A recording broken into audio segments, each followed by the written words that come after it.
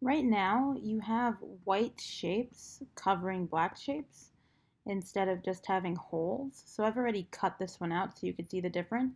Here, there's no white shape hiding the space, and that's also how we got um, these lines in it by cutting things out, and I'm just going to show you how to do this.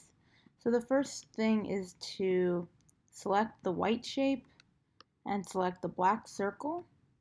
If you select them both, and to select them both, you hit one of them and then you hold down shift to hit the second one. And then you're going to hit the minus front in the Pathfinder, which should come up if you have properties open, and if you don't, you can find it by going to window and then finding Pathfinder, and if you open it, then you can also do it there. Then we're just going to minus the front. What that does is it takes the white circle and it cuts out of this black circle. I know that's not necessarily what you intended in the first place, but I think that's the easiest thing, and it does look pretty cool. The next thing I want to do is take the stroke off of the circle. I think it looks a lot better now.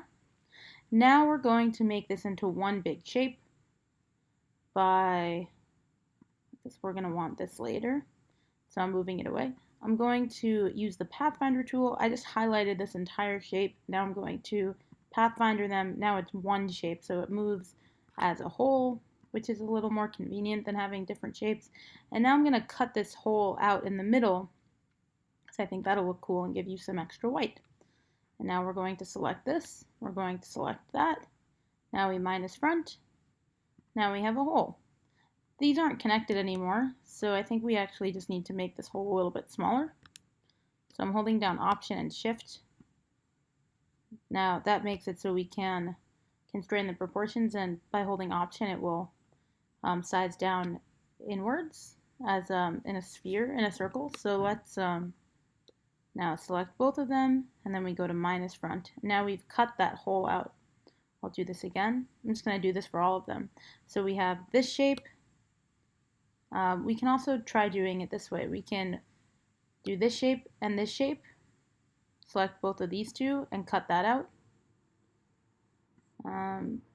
Now we have, okay, and now we have this shape, and we can cut that one out. Great. And now we can Pathfinder all of these together. Ooh, that didn't work. I accidentally hit minus front. Pathfinder them all together, and I also want to take the stroke off. You should take the stroke off of all of these. If you do want a circle in the middle again, and I accidentally just got rid of it, we can always get it back by hitting L to get the ellipse tool, and then making a circle again, and then minusing that from the front. So now we select both of these things and minus front.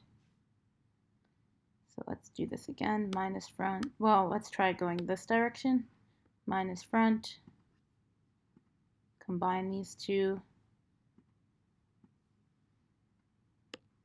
I'm just trying to avoid getting that circle, the pink circle, but we can just click it and then it gets unselected. And then we can Pathfinder it together. Now we have the circle, which needs to be smaller. And now we can minus front and take the stroke away one last time. This doesn't seem so right to me, so I'm just going to make it a little smaller. And now we select this and the shape behind it, minus front, take it away, select all of the shapes, Pathfinder it together, put this back in the middle, make it a little bit smaller. I'm holding down Shift and Option, and then we can minus front and take the stroke away. Doing that is a good way to make your gears have a cutout shape, which will make it easier when we're trying to combine it with the letter.